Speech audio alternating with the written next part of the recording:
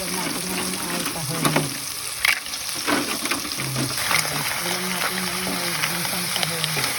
At ginamit ng tilapia.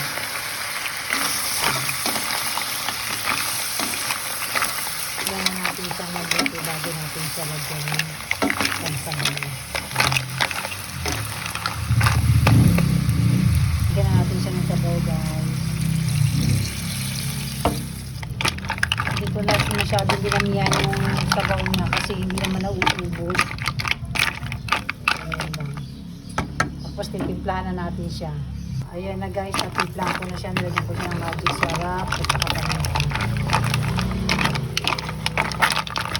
Hintayin lang natin umulo at saka bumukay yung kanyang soy.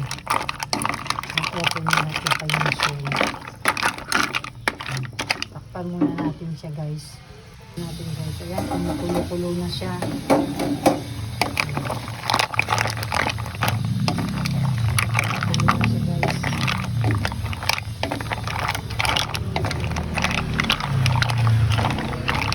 Kayo, guys, ano ba ulam nyo ngayon? Pwede bang makahingi?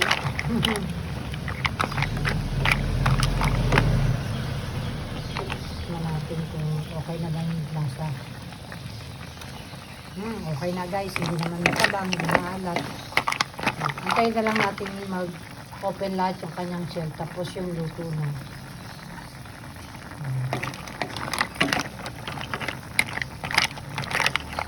Yung pipirituhin natin, oh. So, pirito pala yun.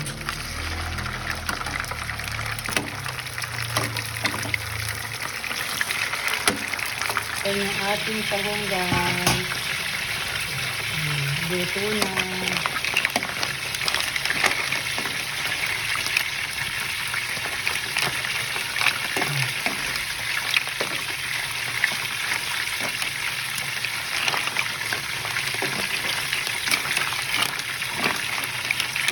Sakay na yung ating tahong.